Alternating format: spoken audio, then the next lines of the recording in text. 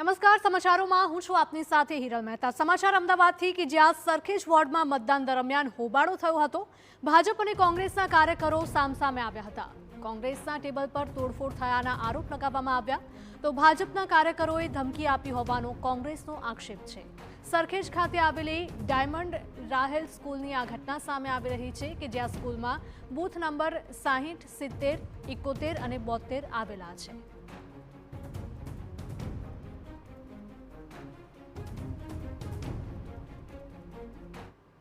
ભાજપના લોકો આવી અને કોંગ્રેસના કાર્યકરોને ડરાવ્યા, ધમકાવ્યા, બધી યાદી ફાડી નાખી છે અને એમની જોડે મારઝૂડ કરી છે અને અંદર મતદારોને ધમકાવે છે।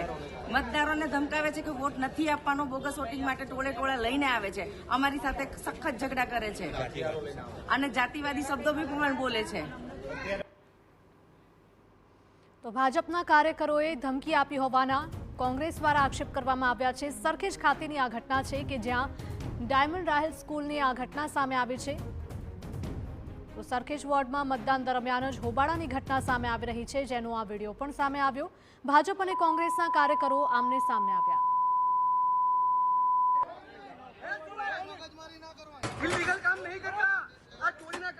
તો આજ મુદ્દે અમારા સંવાદદાતા નરેન્દ્ર લાઈવ જોડાયા છે। નરેન્દ્ર, જણાવશો કે સરખેજ વોર્ડની આ ઘટના સામે આવી રહી છે, ભાજપ અને કોંગ્રેસના કાર્યકરો આમને સામને આવ્યા છે, એવો પણ આક્ષેપ કરવામાં આવી રહ્યો છે કોંગ્રેસના કાર્યકરો દ્વારા કે ભાજપના કાર્યકરો ત્યાં આવે છે અને તેમને ધમકીઓ આપે છે।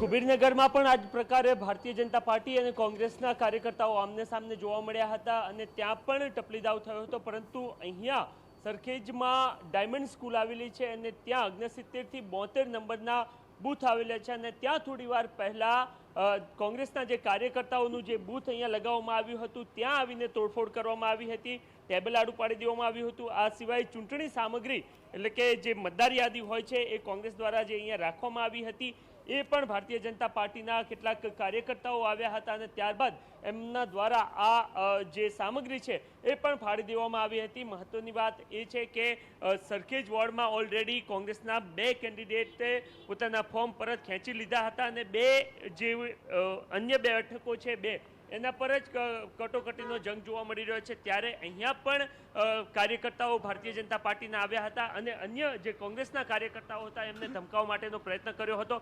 કાર્યકર્તાઓ કે જેઓ સાથે હતા એમના દ્વારા એક વિડીયો પણ બનાવવામાં આવ્યો છે અને એમાં તોડફોડ કરતા પણ કેટલાક લોકો જોવા મળી રહ્યા છે। જે કોણ હતા આ લોકો અને શા માટે તોડફોડ કરી? સાહેબ, એ ભાજપના જે ઉમેદવાર હતા ને, એક એમના હસબન્ડ હતા જેઠીબેન ડાંગરના, બીજો જે પુરુષ ઉમેદવારમાંથી જે ભાઈ ઊભા છે ત્રિપાઠી કરીને એ હતા, પછી એક જોલી કે એવું કંઈક શાહ કરીને નામ છે એ, અને બીજા 10-12 છોકરાઓ હતા બધા દાદા માથાભારે।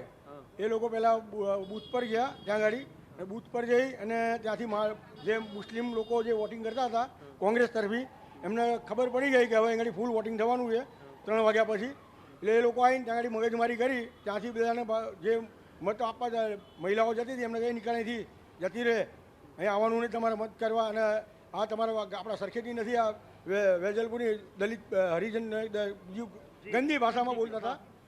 એ મારે નહીં બોલે એવું એંગડી, એ હું કોર્ટમાં જ બોલીશ, અને કે એ લોકોને ત્યાંથી કાઢતા પોલીસ શું કઈ કાર્યવાહી? પોલીસે કાંઈ હજી સુધી આવી નથી, 4 થી 5 ફોન કર્યા, હજી સુધી પોલીસ આવી નથી સાહેબ, અને પોલીસનું પણ આમનું સેટિંગ હોય એવું લાગે સાહેબ આમાં।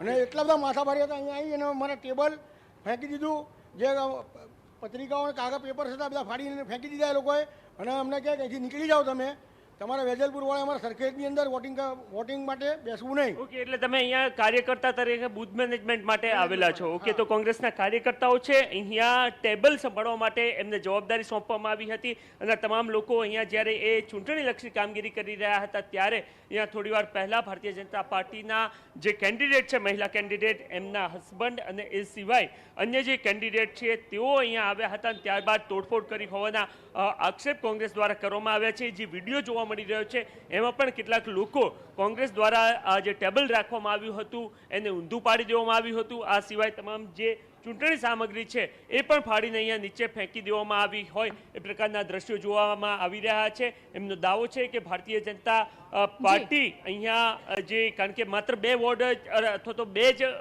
એવી બેઠકો છે કે જ્યાં કોંગ્રેસના કેન્ડિડેટ અત્યારે હાલ સરખેજ વોર્ડમાંથી ચૂંટણી લડી રહ્યા છે. બાકી 2 ફોર્મ પરત ખેંચી લીધા છે અને આ 2 પર પણ ખરાખરીનો જંગ છે અને એના જ કારણે કોંગ્રેસ તરફી મતદાન ના થાય માટે ધમકાવવા માટેના પ્રયત્ન કરવામાં આવ્યા હોવાના આક્ષેપ કોંગ્રેસ દ્વારા કરાઈ રહ્યા છે. જી બિલકુલ નરેન્દ્ર, માહિતી બદલ આપનો આભાર. તો આપણે જોયું કે સરખેજ ખાતે આવેલી ડાયમંડ રાહેલ સ્કૂલ કે જેની આ ઘટના સામે આવી છે, ત્યાં બંને પક્ષ આમને સામને આવ્યા હતા, બોલાચાલી પણ થઈ હતી. इलीगल काम नहीं करना, आज चोरी ना काम है।